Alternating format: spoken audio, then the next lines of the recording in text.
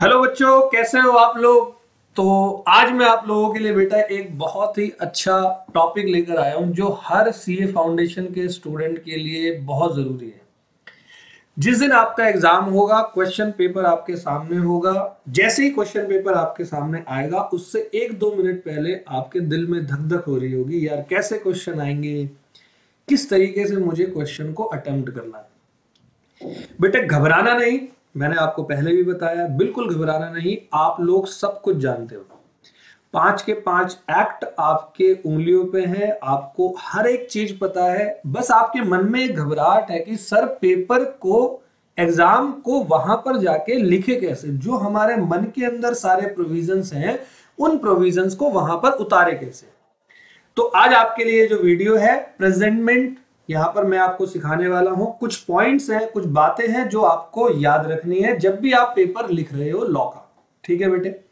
इससे पहले अगर चैनल सब्सक्राइब नहीं किया तो प्लीज चैनल आप सब्सक्राइब कर लें। तो यहां पर आपको क्या करना है बेटे, जैसे ही आप एग्जाम देना स्टार्ट करेंगे, पहली बात हर एक बच्चा मुझसे पूछता है, सर सेक्शंस लिखने हैं क्या। मैं आपको क्लियर कर देता हूं बेटा, सेक्शंस अगर नहीं लिखोगे मार्क्स आपके नहीं कटने वाले। सेक्शन तभी लिख कर आना, हाँ इंप्रेशन आपका बहुत अच्छा जाएगा, जब आप 100% श्योर हो कि वही सेक्शन आप लिख रहे हो जो क्वेश्चन पूछा गया है। 99%, अगर 99.9% भी आपको ये लगता है कि सेक्शन जो मैं लिख रहा हूं उसमें दुविधा है, आपको सेक्शन नहीं लिखना। वहां पर क्या लिख के आना है, according to the provision of dash dash dash act, according to the provision of Indian Contract Act, Sales of Goods Act, Indian Partnership Act, LLP Act और Companies Act। ऑल वेल बेटे। और जब आपके पास केस स्टडी आती है तो आप conclusion जब लिख रहे होते हो किसी केस का रेफरेंस देते वक्त, तब आपको in the decided case law इस तरीके से लिखना है, जैसे चेन्नैया वर्सेस रमैया है, Dinshaw Maneckji Petit versus commissioner of income tax था। It was decided that it was decided in the case law Dean Shaw Managji Patent is was held that कि the main purpose of formation of these 4 private company is to tax evasion। वो उसका conclusion था। तो इस तरीके से आपको हर एक केस के रेफरेंस को देने से पहले इस लाइन का यूज करना है। क्लियर है बेटे। अगली बात आपको ये याद रखनी है कि आपको लॉ के जो है वो टेक्निकल वर्ड्स को यूज करना है।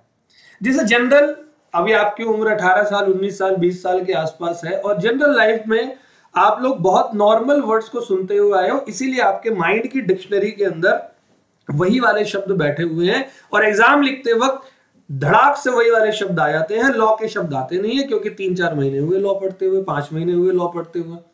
तो आपको कोशिश करनी है कि लॉ के वर्ड्स को आप यूज करो। जैसे मैंने यहां पर कुछ एग्जांपल दिए हैं। जब बात अमाउंट की आती है तो आप अमाउंट ना लिखकर कंसिडरेशन लिखो, ठीक है। जब बात आपकी चेंजेस की आती है तो चेंजेस मत लिखो, ऑल्टरेशन लिखो। जब आप बात करते हो परमिशन की तो परमिशन नहीं, कंसेंट ऑब्टेन लिखो। जब आप बात करते हो विल की, लॉ में विल की अगर कहीं पर लाइन आ रही है तो विल मत लिखो, आप लिखो शैल या मे। तो ये आपके कुछ टेक्निकल वर्ड्स हैं। आपने यहां पर देखो मैंने लिखा हुआ एटलीस्ट 10 टॉपिक्स लिखकर यूज करो आप, जब तक आपके एग्जाम में 10 टॉपिक में इन वर्ड्स का यूज करना। इनके रिलेटेड और भी काफी वर्ड्स हैं, आप देखना एग्जाम में मक्खन की तरह आपकी कलम चलने वाली है। ठीक है बेटे। अब यहां पर आपका अगला पॉइंट ये कहता है try to use detailed answer subject to time availability.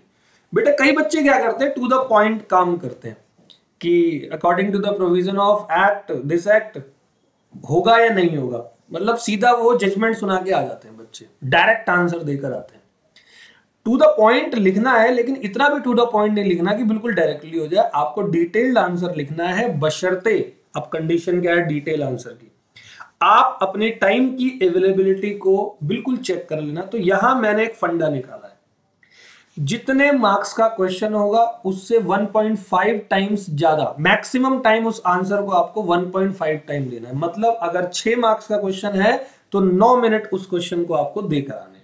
Clear है। Maximum 9 minutes. तो ये जो फंडा है, इस फंडे से देखना आपके एग्जाम में एंड में 5 से 7 मिनट बच भी जाएंगे और पूरा पेपर भी हो जाएगा, तो आपको रिव्यू करने का भी मौका मिल जाएगा। क्लियर है बेटे।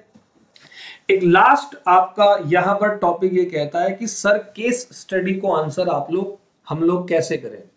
बेटे देखो, यहां मैं आपको अगर बताऊं हर क्वेश्चन का आंसर, तो ये बिल्कुल ही जायज नहीं होने वाला, क्योंकि हर स्टूडेंट अपने अकॉर्डिंगली लिखता है।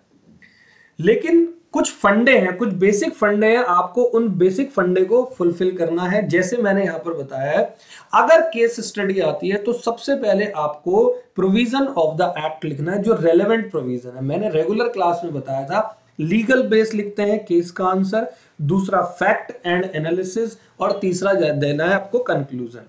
तो उसी का फ्रेम मैंने यहां पर बनाया हुआ है। सबसे पहले प्रोविजन ऑफ द एक्ट, आपको रेलेवेंट प्रोविजन लिखना है, मतलब जो आपसे क्वेश्चन पूछ रहा है आपको आंसर भी वही वाला देना है, कोई दूसरा प्रोविजन नहीं लिख कर आना। For example, position of minor आपसे पूछा, minors agreement is void of initio, जिसमें मोहिरी बेबी वर्सेस धर्मदास घोष का एग्जांपल आता है, केस स्टडी।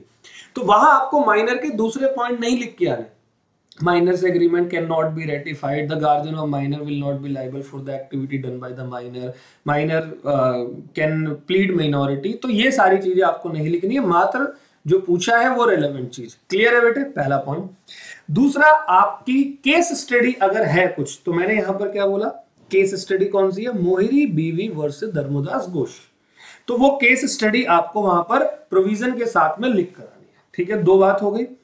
थर्ड पॉइंट, जैसे ही आप आंसर लिखते हो, अब आप fact of the given case, जो क्वेश्चन के अंदर फैक्ट दिए हुए हैं, ए ने बी ने ये किया, ये हुआ, वो एज इट इज उतार कर आ जाना।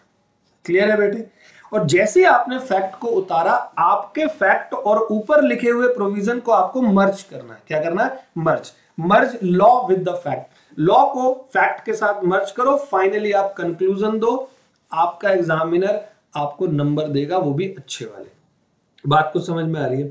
तो यहां पर देखो, मैंने यहां पर लिखा हुआ है, क्वेश्चन जितने मार्क्स का है उससे 1.5 टाइम ज्यादा मल्टीप्लाई कर दो, हर आंसर को मैक्सिमम उतना ही टाइम देना है, उससे ज्यादा टाइम आपको नहीं देना। क्लियर है बेटे। तो ये आपका पूरा का पूरा प्रोसीजर मैंने आपको बताया। देखना, जब आप एग्जाम देने जाओगे इस प्रोसीजर को आप पढ़ना। मैं आपको कह रहा हूं आपका एग्जाम बहुत अच्छा जाने वाला है। ठीक है बेटे, तो थैंक यू सो मच। तो मिलते हैं अगली वीडियो में, घबराना बिल्कुल भी नहीं है। Thank you.